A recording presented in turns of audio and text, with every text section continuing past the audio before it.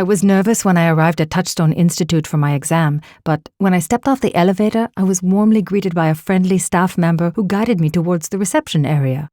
I met a couple of my fellow examinees when I sat down.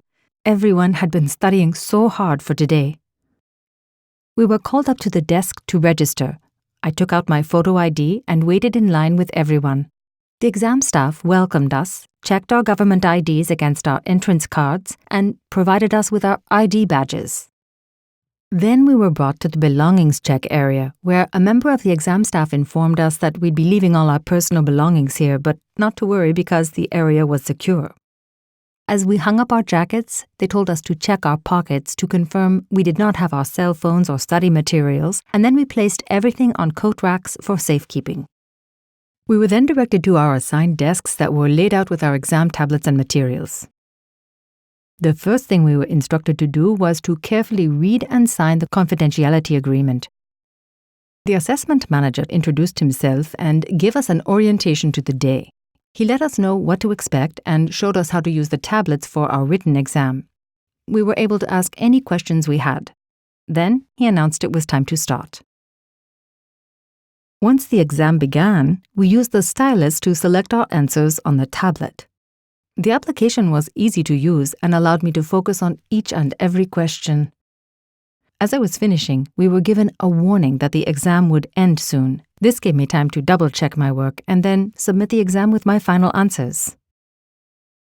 Once the tablets were collected, we were given a break and served lunch at our desks. The exam staff made sure everyone's dietary needs were addressed. After our lunch break, we had the orientation for the clinical part of the exam.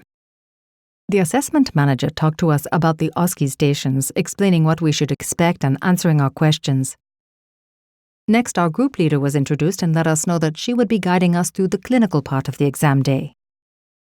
She called each of us up in a specific order and provided us with our own booklet. Each booklet had a QR code on it so the examiners would be able to correctly identify us in the OSCE stations.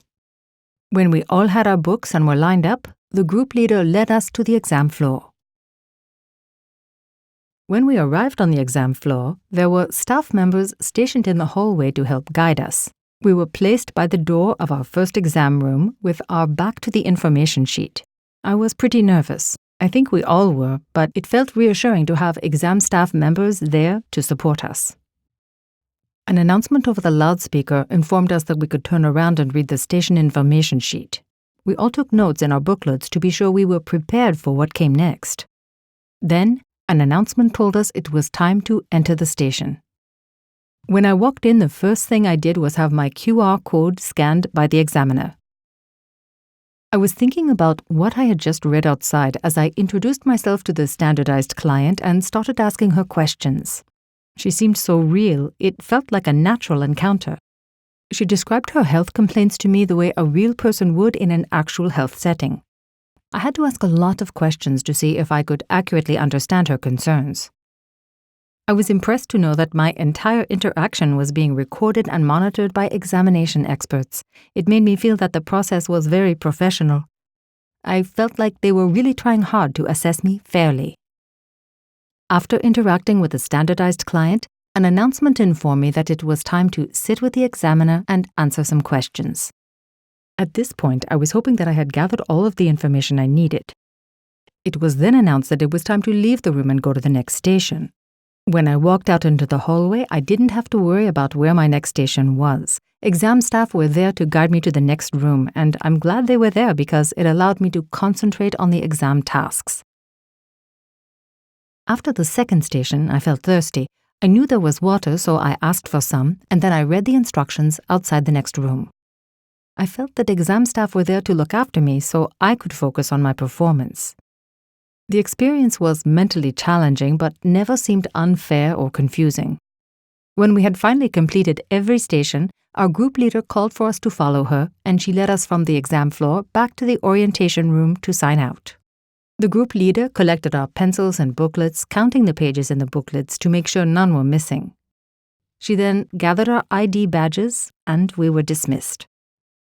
Exam staff had reminded us about the confidentiality agreement that said we could not discuss the content of the exam, so we all had to be careful about what we shared. Even as we were leaving, there were Touchstone staff to ensure we found our way out of the building and to wish us well. This was an experience I will never forget.